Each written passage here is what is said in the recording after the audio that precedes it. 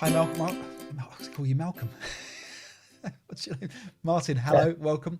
Episode Hi, Jake. 82. Yeah. I feel like we're introducing ourselves for the first time. Yeah. Well, there might be a new viewer. You never know. Yeah. Yeah. No, I'm fine. Just Good. busy, really busy at the moment. Yeah. We are One thing or another. both really, really busy. Yeah. I know you've got your commitments and your obligations, and I've got mine skirted around the world doing. But it partly explains. I think we're a little bit late with this video, aren't we? And that's because because how busy we've been. We have, and we've also been playtesting. We're going to talk a bit about that as well. A bit about playtesting as well. So that's coming up. So yeah, that obviously took a couple of sessions, which we would have done a normal game. But we do our commitments. So today, what are we going to talk about? We're going to talk about some new Patreons. So first things first, Anders Bjornberg, welcome. Thank you very much for your patronage. We really appreciate it. Don't forget to go onto the archive and enable your Vassal graphics and everything like that. And you also get access to the Patreon channel, which I somehow squeezed all the Patreons into the correct Discord channel. So if you are now ever interested in listening to us play live, I mean, why you'd want to do that, but people have done now. It's official, we can say they did. Pop onto the Patreon channel. We usually play Tuesdays, sometimes Wednesdays. So if you see us on Vassal, look out on our Discord channel, and feel free to kibitz, and that's obviously great. If you just want to sit and listen to us, no problems at all. Just stick yourself on mute, just so we don't get any background noises, because it's a little bit sensitive. But absolutely happy to have you guys with us, and suggestions as well when we play. And we had Mikkel today, didn't we? Watching us and correcting us and etc. Yeah, absolutely. That was brilliant. It's good to hear, and it's nice because it's a different pair of eyes. And we'll get talking about that scenario that we played. We played by ourselves today. We're going to go into. Well, no, we played together, didn't we? Did you have that queued up? Waited. Oh, waiting all day for that. Yeah, that was good. Yeah. So we did play together by ourselves. Journal 41. Now, quick story about this. I was looking for this. So we started playing this morning. We wanted a quick one to be out to play today. I'm going to America tomorrow to see my sister, so I had to all squeeze it in today. And I tried looking for my Journal 3, and I've got all my journals in one place next to my annuals and bits and pieces. And everyone was there apart from my Journal 3. And it bothered me so much that I couldn't find it, because I know it's around somewhere, and it's not where it should be. And I couldn't work out if I left it at a tournament, if I left it at someone's house. I was this close to going on to eBay and buying another copy for crazy prices. You then offered to sell me your ones because you've gone digital with them all. You bought the digital packs. Well, I seem to have two of that one anyway. I can't express how frustrated and nervous I was that I couldn't. One of my babies of ASL was missing, like a flock, like a sheep. With a shepherd who'd missed his stuff. I lost my board 9, my extra wide, the extra wide boards. So I lost my board 9 in Blackpool last time. You did, but to be fair, I knew where that was. Yeah. Because you'd gone early. I hadn't realised you'd gone early.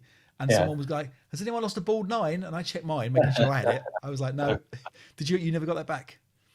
No. Well, it might be. It might very well be with the owners of the hotel. So we'll find out. And I know who picked it up, if not. So...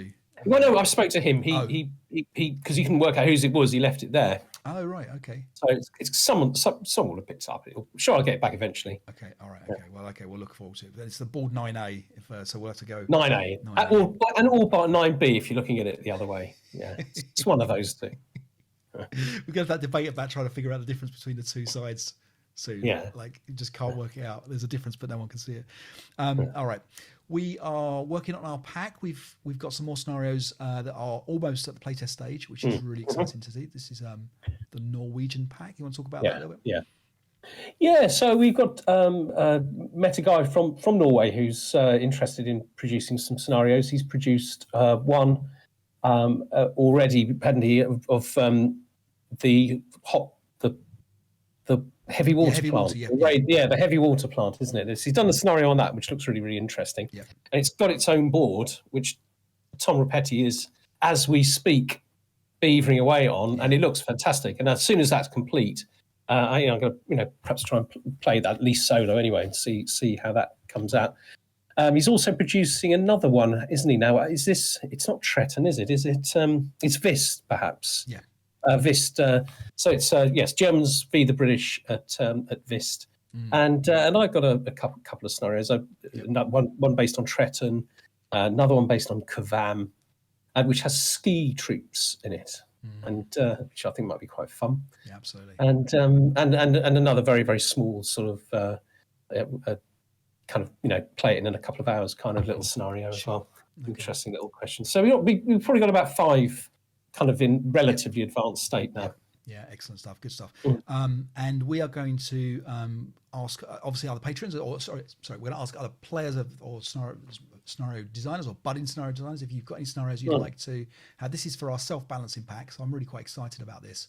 This is going to be a pack that every time you download it for each scenario, you can have a look, and it will have the latest version of that scenario. So that's the kind of the cool thing about it. It tried to be balancing, and it's an automatic balancing thing to try and keep it in balance with the results that are logged at that time. So we're saying basically, if anybody is interested in designing a scenario set in Norway, it doesn't have to be 1940, although most of the fighting I think was in 1940. We don't have anything involving the French. Right. The French were, fighting heavily in Norway. So if anyone wants to do something like that, get absolutely. In touch. And if you haven't designed anything before, we're happy to help you out, and we're happy to give feedback. And that kind of brings me nicely on to our conversation about playtesting. So we did some playtesting for one of the relatively big publishers, and we had a good time at it. And I think I want to talk about it in terms of in the way of like, it's a bit like giving blood. I kind of feel, not like in terms of painful or extracting a pint of life essence from you or anything like that. More in that these are kind of things that if you're able to do and you're fit and healthy to do it, you should kind of give blood. It's the right thing to do. I don't give blood enough, but I should do it more often. And playtesting is a little bit like that, I think, in terms of it's not necessary evil by any stretch, but it's a necessary thing that I think we do to keep the hobby going. So I would suggest that everybody, if they haven't playtested, volunteers some playtesting efforts. Scenarios need to be playable by all types of people, from expert level down to fairly new players. I think it's not reasonable for every scenario to be played by every beginner player, but in terms of at least understood from an ASL perspective, a lot of playtesting isn't just playing the scenario, but it's also just reading the card. And I think sometimes you get designers and publishers who with good reason are knee deep in the minutiae of the scenario and the balancing and the feedback reports, and sometimes a fresh pair of eyes on whether it's a new SSR or whether it's a victory condition or whether it's some rules or whatever it might be, that either isn't quite right or doesn't make any sense or doesn't quite work with another rule that you might be aware of.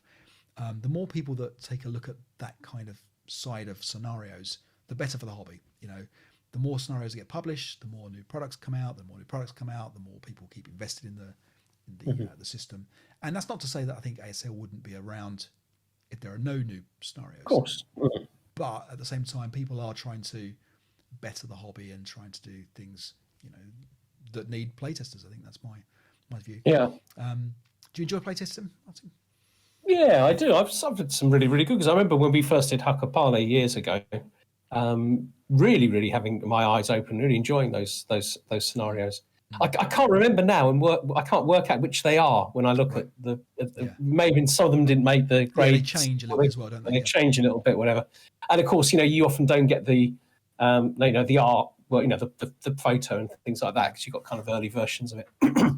But I certainly enjoy it, and I think you're right. If you are sort of like us, quite big into it as a hobby, it's quite a big part of kind of our lives one way or another, then it does feel right that like something that you can give back, which is by no means an unpleasant experience, is it? It's and I think the thing is, because I sometimes feel a little bit self-conscious about what I say, because I don't think I'm the best player in the world. I think I'm missing things that other people get, but actually, I think it's important, isn't it, to say what you think, simply because whatever level you're at, that's still valuable or potentially valuable to the designer.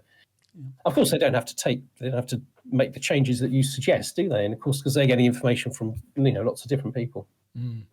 Absolutely, and I think no one wants to be not listened to, but at the same time, offering your services as a playtester to anyone, us, MMP, whatever, the gamut between that, whatever it might be, you are like their favorite person for a little while. You are this is amazing. We've got some playtesters, and if you've got a group of people that are happy to playtest, and you might get a discount on the product, you might get whatever it is. I'm not sure. You might get something little. You might just get a mention. I don't know. That's for the publishers and everyone to sort out. But at the same time, you've also got the feeling that you've become a better player because you've started to analyze and appreciate a scenario from, not just the play point of view, but you've actually started to understand, okay, do I think this is a balanced scenario? This is a fun scenario. Would I recommend it? And if you have the ownership of the idea of, you are trying to take account, like, okay, is this a scenario that I'd be happy to put my name to as a playtester? Then I think that's actually quite a nice feeling. You can actually push yourself a little bit to say, okay, well, when we play a scenario, sometimes we play it and we go, yeah, it was all right. It was pretty good. Or it wasn't great. And that's it. It's not our responsibility to try and fix a published scenario. But with playtesting, if you want to, you can really try to think, okay, this scenario would have been better if X, Y, and Z were possible, or if this was taken away, or whatever it might be.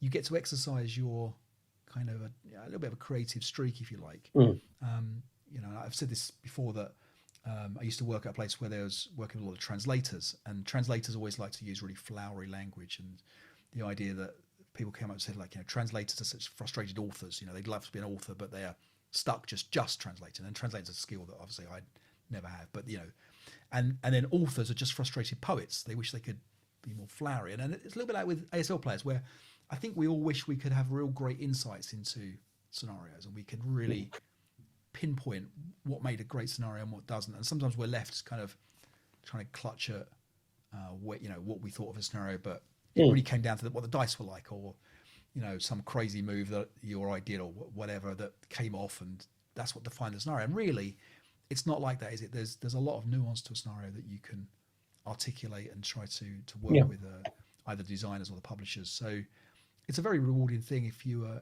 able to do it. And I think, I don't know, is it fair to try and put a target, like, for every 10 scenarios you play, you should play test a scenario? I don't think it is fair. I think it's not fair because people have different lives, don't they? Some people are, unlike me and you, some people have full-time jobs. I know we moan about being busy at the moment, but the other thing about it perhaps is the way it gives you a different perspective on the hobby. So obviously when you start playing ASL or any game, you play from as a customer, I suppose, of the publishers, as a person who plays the game. But that just edges you into the other side of seeing it from kind of production point of view. Obviously, I think it's a different kind of perspective. It's an interesting perspective, yeah. And what do you think about in terms of the skill level? Do you think there's a minimum skill that you should have before you kind of shout out that you're a playtester?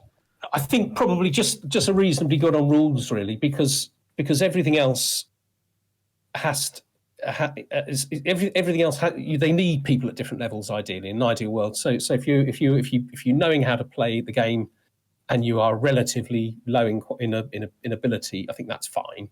I think obviously ideally you're going to be playing the rules correctly. That's perhaps the level that I would have thought you'd need to be at. Yeah, exactly. No, I agree with that. I agree.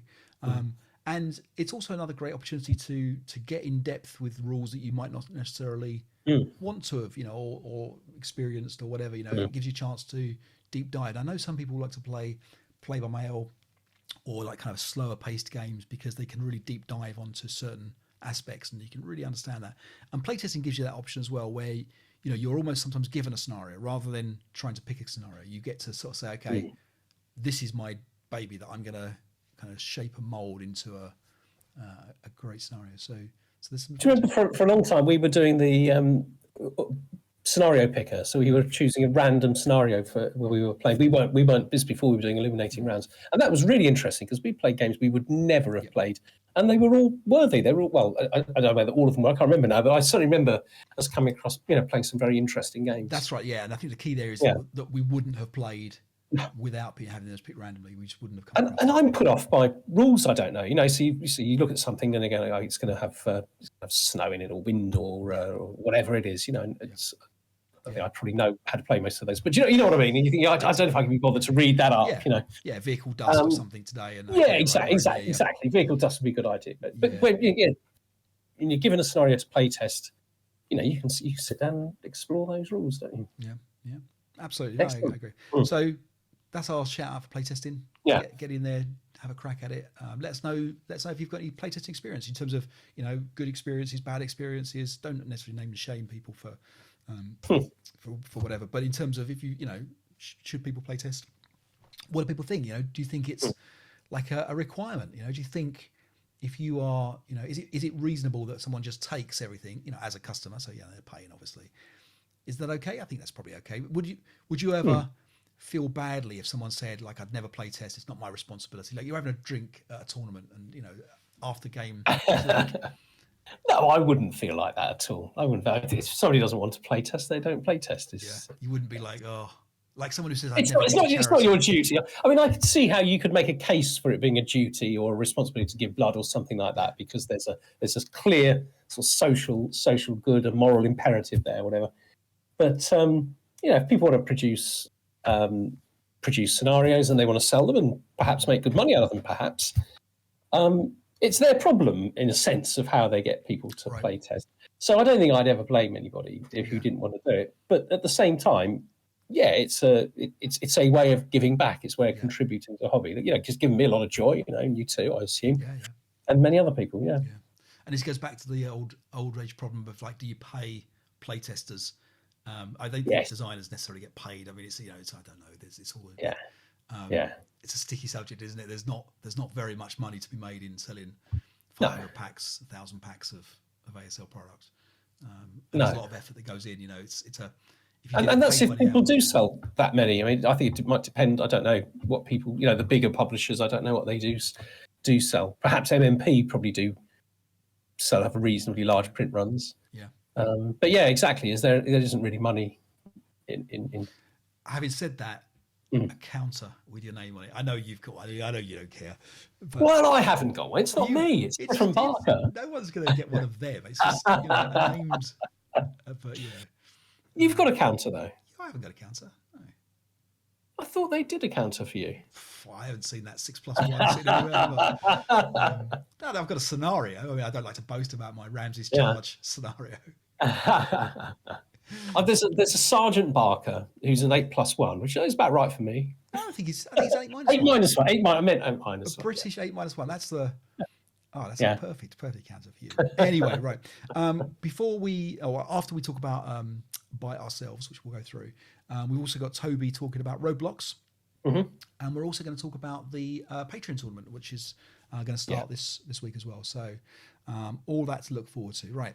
First of all, Martin, let's crack on and look at our scenario we just played. Okay, so By Ourselves, journal number 3, and it's J41 as a scenario. You want to talk us through this one, Martin? You want to talk us through? Yeah, in some ways quite a straightforward scenario in terms of the way that it's set up. The Germans set up, you can see them set up there on basically on board 22, and the Norwegians are attacking, and they need to capture, I think it is 16 building locations. Everything's ground level, so it's quite easy to count. The Germans get quite significant reinforcements, 6 4.68s with a medium machine gun, light machine gun. They come on counter-attacking. So really the Norwegians could be expecting to be doing quite well at the beginning. But they're going to come across stiffer resistance, perhaps even a counter-attack later on. That's right. Germans only have 4 squads at the beginning. They are quite good quality, though, 4.68s. Mm-hmm.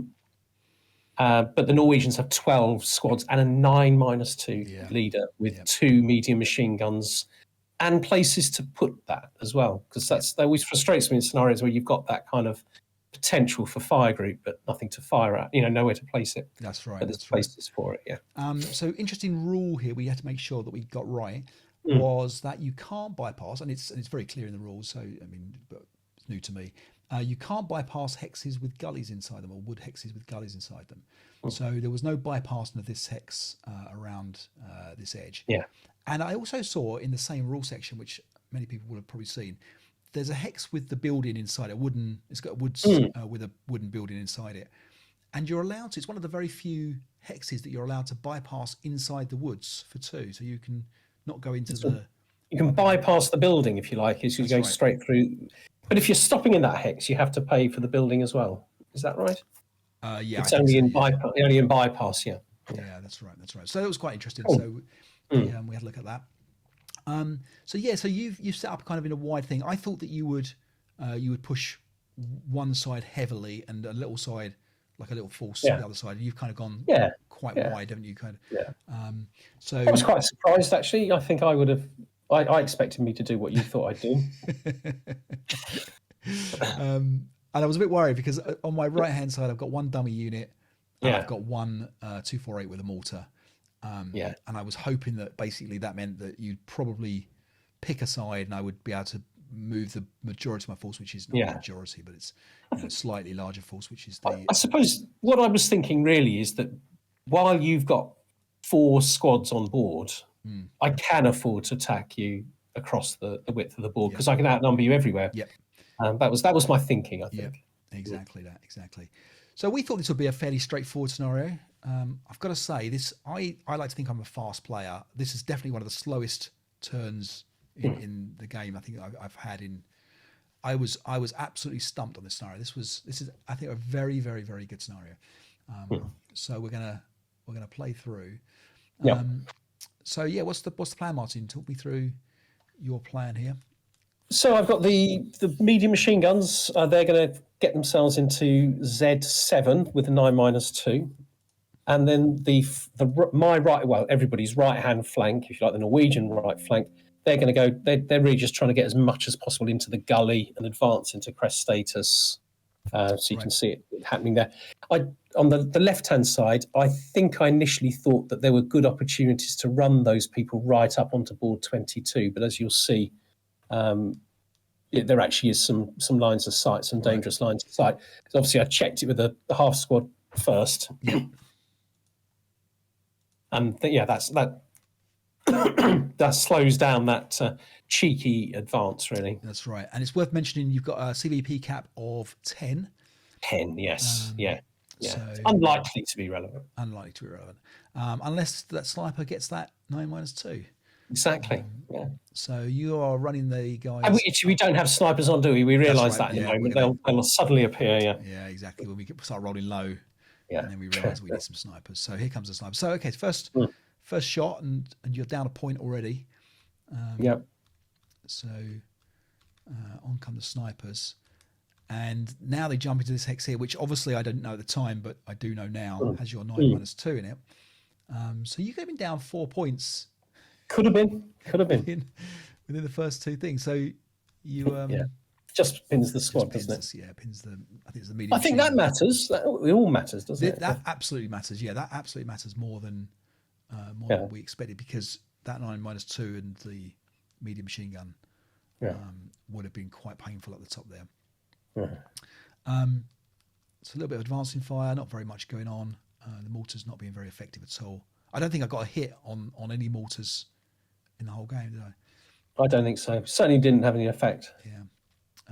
Now I'm suddenly terrified with the opportunity fire of the medium machine gun. That's right. Yeah. So the deal here, we're going to opportunity fire this at the risk of you taking me out first, but so that I can get my shot off here at full firepower against your presumably unconcealed guys on the top. Yeah. That's the principle here. You don't roll well. Yeah, exactly. Nor do I think. Yeah, exactly. That was my shot, wasn't it? Yeah, we both kind of messed up the shots, and a little bit of pinning, a little bit of advanced fire, but not very much else going on. So fairly clear. This is me not being able to find the hex that I'm trying to find for the for the line of sight check. And you were pushing up quite nicely here. This is a good move here. This guy is going to kind of cause me all sorts of problems. Obviously, I've got a leader here. So few squads. So you're coming up here. And break my medium machine gun. And you break my mortar. Here. Starting to feel reasonably good on the right hand side. Yeah. Given I've got a dummy and a broken half squad. I don't realise it's a dummy yet. That's true. That's true. But this is interesting because you, in theory, if you'd have tried hard, you'd have known that one of these had to be an 8-0. Yeah. One was a dummy. I think I thought the one on the left-hand side was a dummy because it hadn't fired. Right. But I hadn't quite twigged that one of them must be a leader. Yeah. So sniper is hurting that guy. Again, that was a nice result there for my sniper. Yeah. So but that's what happens when your opponent rolls consistently below 5, isn't it? That's very true. That's very true. Now this is you start getting a few threes, don't you? We noticed a few threes that you're going to get on this these shoots. But at this point, almost the whole front line seems to be virtually broken, doesn't it? Because I get one, another one there, another 3. Yeah. That one as well. Another 3. Yeah. It was all quite brutal. So I was in a lot of trouble here. A lot of trouble. Yeah. So we're pulling back. We're it's coming up to this is your turn 3. So the reinforcements will come in on. I'm already starting to think that medium machine gun is the bane of my life. Yep. Yeah. You see, this is the 9-2 moving down into the open ground, and the E9 doesn't fire. It was Yeah. Discovered that the other side were dummies. And you can see now, like with me having you are effectively everywhere. I mean, I am surrendering. You've got the big building. You've almost got your 16 points right now. Yeah. So the problem is that I'm not brilliantly positioned. So I think my calculation that I could almost defeat you on every part of the front is right. Or has proved true. But I'm not in brilliant positions to repulse your attack. Yeah. So attack. These guys here are going to run down, attempting to sort this half squad here out, and you find this line of sight, which I didn't see at all.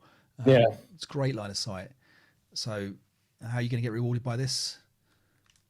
Yeah, 3. Yeah. Of course I am. It's brutal. Which I point out, I've rolled so many 3s, and that's even lower than your sniper, isn't it?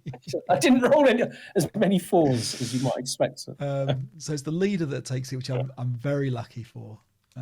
Just the leader breaks obviously the squad. We jump into some close combat soon in here. We'll try to. And now it's a job of trying to get everyone back. Yeah.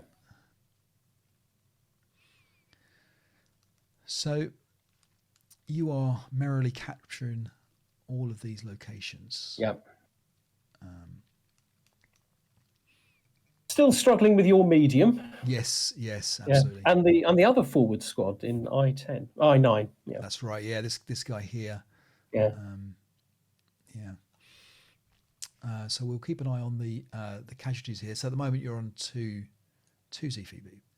Oh, sorry. Okay, so there's a little bit of a repositioning. And you have, I mean, I don't want to say hundreds of victory locations, but you do have quite a lot.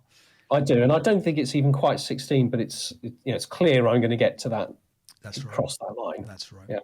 But you get the last turn. That's always worth remembering. Exactly. Yeah. So you're jumping into close combat now. Yeah. And I managed to kill one squad here, which is very important. So you're now on 5 CVP. We told you down. There's a problem over here. Luckily, get my squad back to rally to try and shore this up. And I think if this squad hadn't have come back, I think that would have been pretty much the game there and then, because that was four more locations that I was never going to get. Yeah. So you're able to run in here down over the two residual. Try and sort this guy out. There's another 3 there, but it's only a task check this time for you. You're okay. Out of close combat. Yeah, the close combat, and you, because you beat me here in the close combat, don't you? So you take out another squad down. Yeah, That's I mean, right. predicted. I said, but you took a squad out in I9, and I took a squad out in D6. Yeah. Yeah. So Unexpectedly. We've got plenty of victory locations now for the Norwegians. And now you're kind of caught between, are you going to start to pull back and make sure you don't lose anything? Or are you going to hold on to what you've got? Yeah. I mean, I think it's pretty clear I'm not going to make any progress now. Right. All right. Well, not much anyway. I mean, obviously I can take H8 and perhaps G8, but I'm not likely to cross that main road. So yeah, we have a little bit more fire. That medium machine gun is still there, but in the open ground now. I mean, but we managed to break these guys. They're fanatics, aren't they? That was from I think almost from my first shot at them. Yeah, because I get plenty. They get plenty of morale checks. Yeah. So the 92 is still holding on. Yeah. And now we've got this problem here on the right hand side where I'm not quite sure whether I'd rather you break or whether I just try and capture you in close combat or something like that. Now prisoners won't count double, but obviously they'll still count. But they still count. Yeah. So that was quite an attraction. So you're already starting to think that you're going to win by CVP if you're going to win rather than by the. Yeah, if you look here, I think we counted. I think you at the peak here, which I think is here on turn 5. I think you got 24 locations. So. Yeah. So I think knowing that I've got to get 9 locations off you. It's very difficult. We're not at the peak quite. I think it's at the end of my turn 6 that we reach the peak of 24. Okay. Yeah. I do start rolling some double ones though. There was a few double ones that I started getting. It definitely turned at this point. And so we had a few good shots. So here's where I think I can win it. So the idea is that because you're now on 8 CVP, is that? That's right. So there's a leader that's kind of dropped around here, and if I can get him kind of around this location here and around the back to N5, this guy will be eliminated or surrender. And that'll be a German victory. That will be, because you're on 8 CVP at this point. So this is almost for the game here. So you basically have to have a good shot here, and then you. So what did I roll? Yeah, so you've got the first guy here passes the match, and you get this shot here, which is a very nice shot here. You saw through the victory location counters with it's a 2 down 2. What are you going to roll, Martin? Double 1, I suspect. There you go. There's your double 1.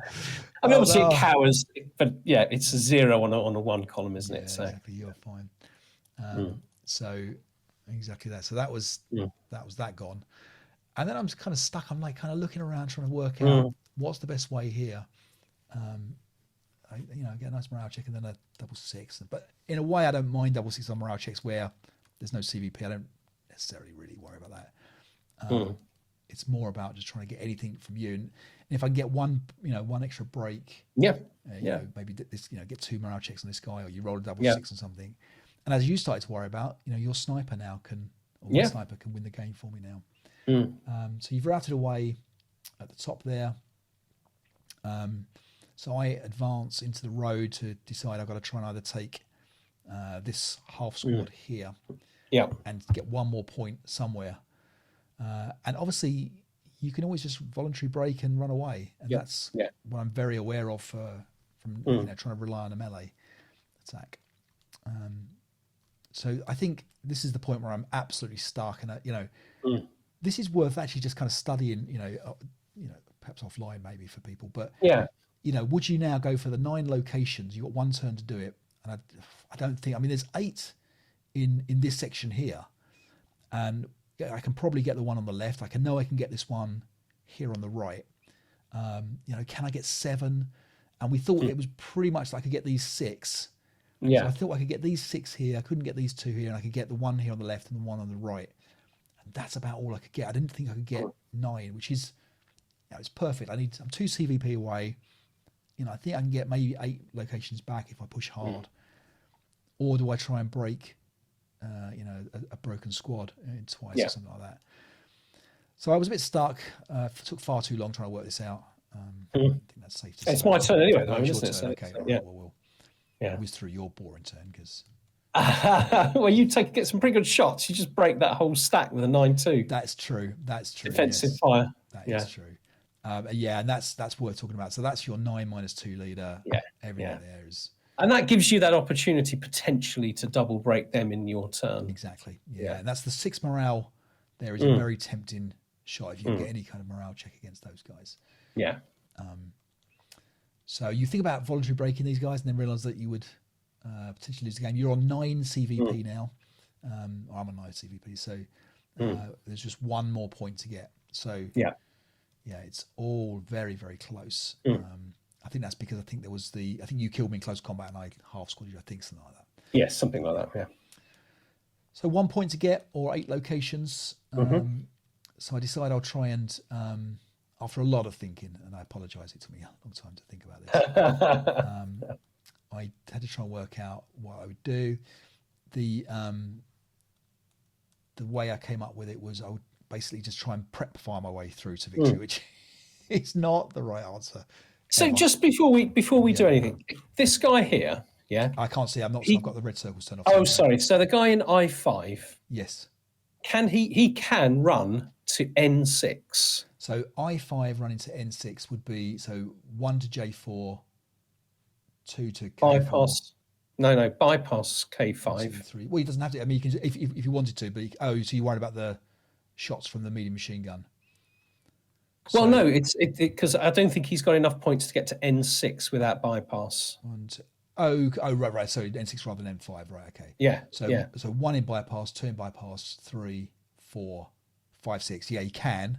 Yeah. But there's the 237 that's going to have a shot with him. Yeah. But yes, in theory, this guy could run through. There are certainly shots. Yeah. Yeah. So if I can get a squad into N6. I can advance I can move into P5, and this guy will then be killed for Spherical route. Yeah, I didn't thought my feeling was try and get these guys to. I was going to bring the 468 and perhaps the 468 into advance into the building here. Yeah, make sure you couldn't voluntary rate by getting the 468 here round to K7, so that you can't break into I8 or route into I8 or J7 here, and then try and attack one's half squad in close combat. That was my 2 to 1. I think the only other way that you perhaps route to victory, which I didn't think of when we were talking about it, was you can get these two. Obviously, we know you can get those. This guy can actually get 5 hexes. Which one are you saying? I can't see. Sorry, the guys in I5 could get 5 hexes by moving J5, K5, L5. So that's giving them 3. They'd have CX to move to there. And then advancing into K6. K6 will give you another 2.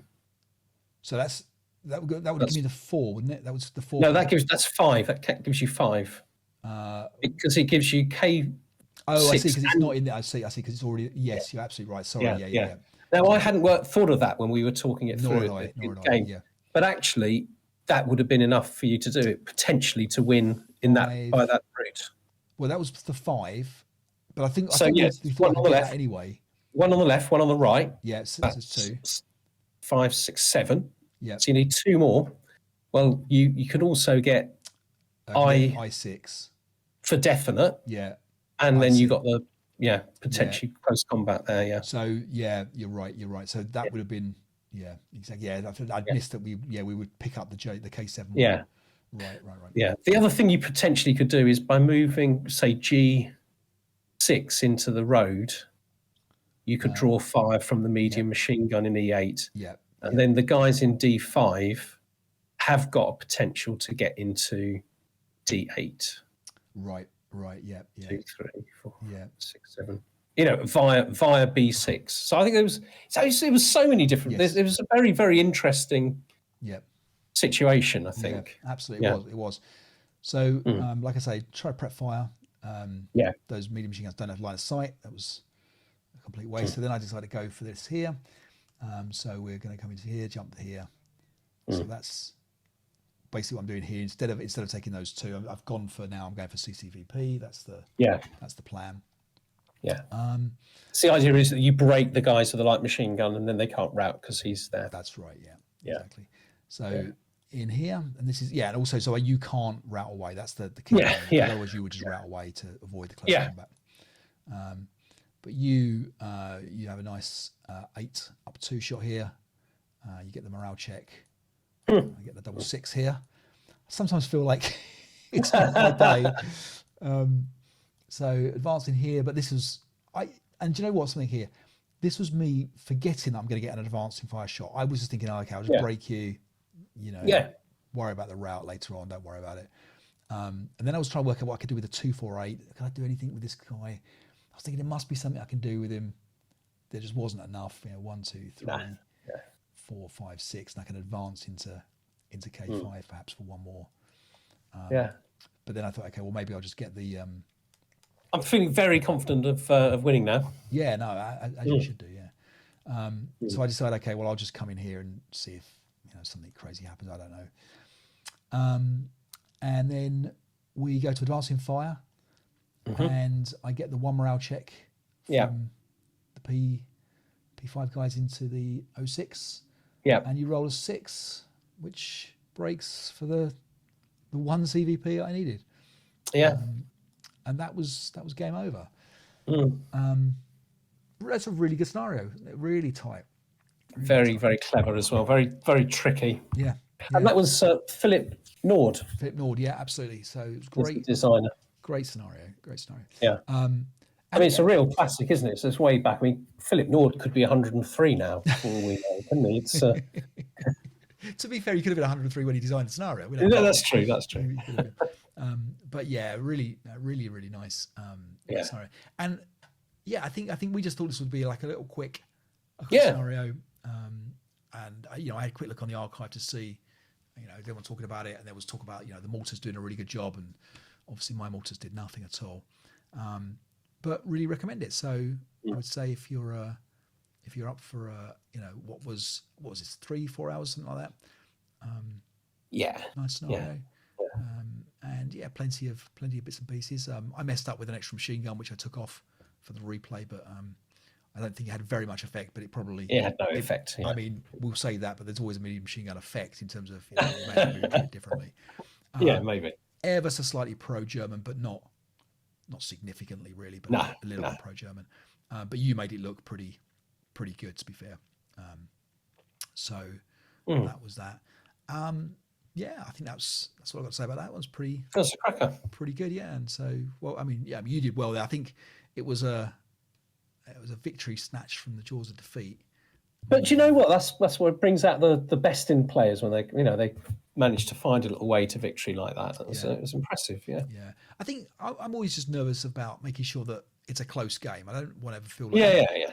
And the crazy thing about it is when I play games, and if, for example, I'm lucky enough to win and it's not particularly close, I don't resent that at all. I don't worry about that. I don't feel like I didn't enjoy it. I enjoyed it all the more. So for anybody worrying about not giving people good games, because, don't worry about that. People love it. People love smashing you to pieces. Yeah. Do you know what? The thing is, it feels great when everything sort of goes to plan and you're dominating the game.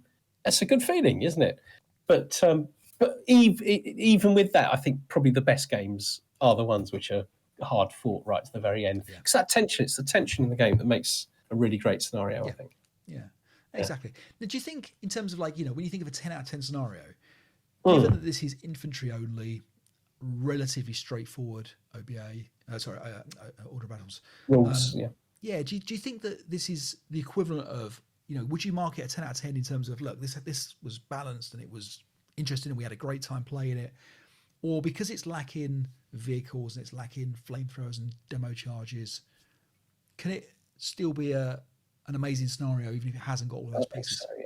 Oh, absolutely, yeah. I think it's it's a very, very broad game, isn't it? There's lots of different elements that might be in a particular scenario. You obviously don't expect them all in every scenario. So it's a question of flavour, isn't it? This is obviously, it's a very infantry, bit of a village. You wouldn't even say a city, bit of a village sort of fight, isn't it?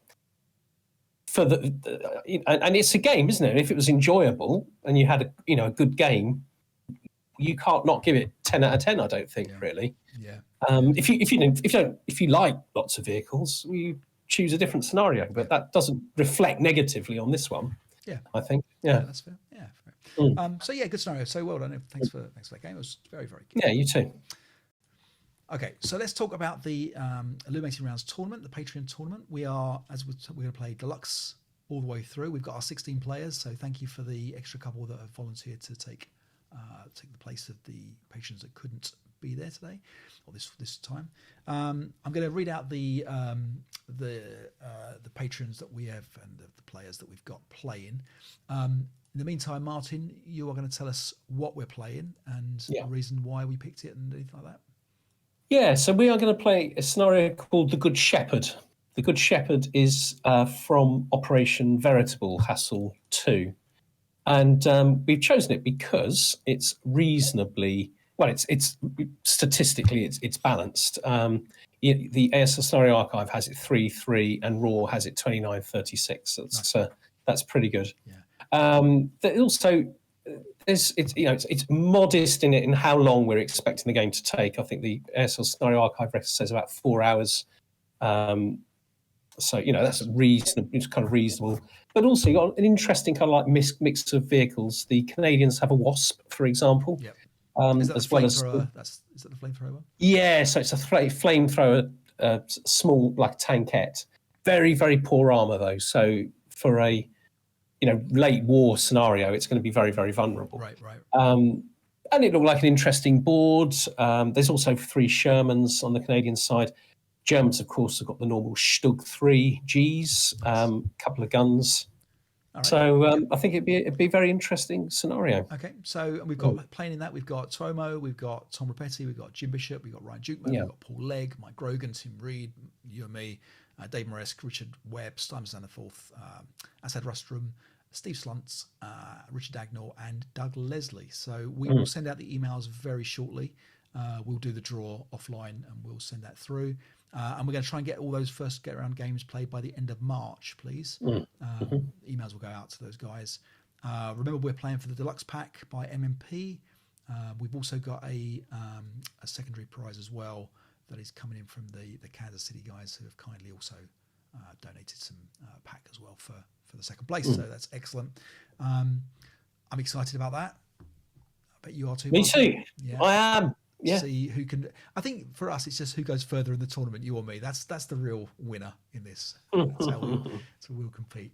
All right, on to Toby and his roadblocks. So here's what Toby's got to say about roadblocks. Yeah. Okay, so today I'm going to give you a few brief thoughts on roadblocks. Obviously, firstly, they block roads. Goes without saying, doesn't it, to vehicle and movement. Depending where you place them, also they will extend from the road out to the obstacles on either side. So that's usually where it's best to place them to maximize their effect. Secondly, though, remember that they're also a TM, aren't they? They're like a mobile wall. You're placing a mobile wall that can give your troops cover.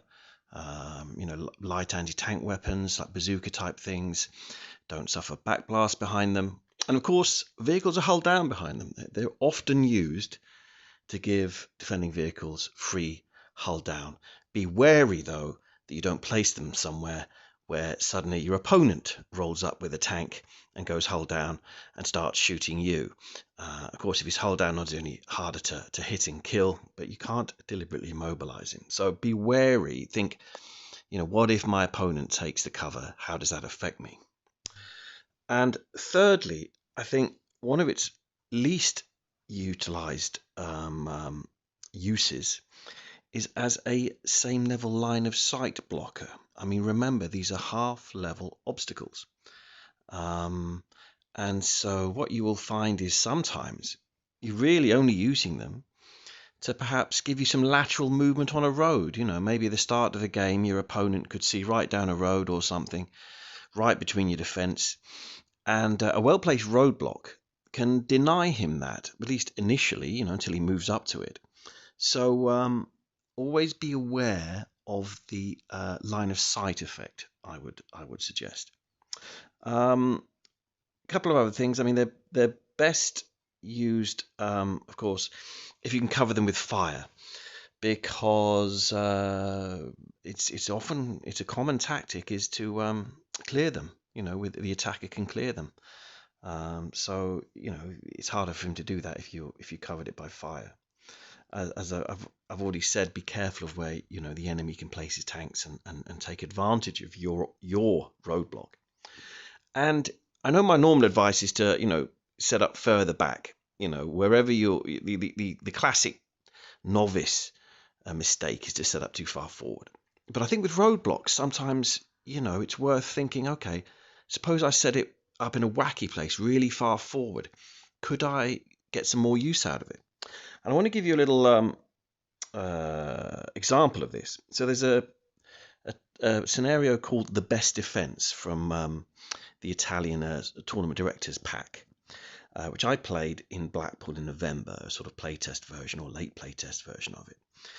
And I noticed on the Game Squad forums that Paul Sidhu, one of the best American players, had also played it, and he did a little thing of his defense on the Game Squad forums. And I noticed that he was defending as the Americans, and he set up the roadblock in the same place that my opponent did, which was between board 70 I1 and 75 Y1. That's a perfectly decent place to put it. But I'm going to insert a little wacky idea here, which is suppose you set it up 75 Z2 AA3. That placement, okay, it doesn't really affect or give you cover in your main village area, but it could completely screw up his AFVs and restrict their movement, certainly on turn 1, possibly beyond that if he can't clear it, and might force those German vehicles to start taking bog checks. So, as I say, sometimes with roadblocks in particular, I suppose you could say the odd mine as well, setting up far forward can be useful. And that's it. All right, good stuff. Yeah, I like the lateral movement. The lateral movement tip, I think, is a good one, and not obvious, I suppose. That's right. Yeah, that's right. Roadblocks always feel like, to me, like it's too easy just to find another route round to bypass. But yeah, I often give my opponent a hold down spot to. It's interesting to hear him say that people often clear them, because it's a little bit of a palaver, isn't it? So I've never cleared a roadblock. No, I never have. But then, you and me v Toby, which one's most likely right? Oh, listen, right. So here's the thing. I think next time you and I will create a bucket list of cool things we've got to try and do in our ASL careers, and maybe in the next year or something. I don't find an opportunity to do. Yeah. So I want 5 things, and I'll do the same 5 things, and we'll probably end up with the same 5. But 5 things from our ASL bucket list that we'll try and do. Okay. And we'll see. We'll try and fit them in. Yeah. In our games the next. Shoehorn them in somehow. Like if I see you doing something crazy. So one of them might be, for example, because I don't think I've ever done this, and I know good players do this, not bringing on reinforcements the very first turn they're allowed to come on. Sometimes it's like turn 4 or later. Yeah. Or whatever. And I always. But you will always bring them on that turn 4, won't you? And so will I. Yeah. Good players don't do that. So things like that, that's a bucket list item. But anyway, all right, we'll talk about that later on. Anything else, Martin, for you? No, I think we're done. We're all good. You got to go and pack your bags, haven't you? I literally have to go and pack now. Yeah, I'm leaving tomorrow morning at 6:30 in the morning. So I've got to put this video together. I've got to get it uploaded, and I've got to get us packed. And I have another meeting in half an hour, and it's all crazy. Wow, brilliant, crazy life. Thanks for the game. Well played today. And you too. And until next time, we'll speak soon. Cheerio, everyone. Bye-bye. Bye.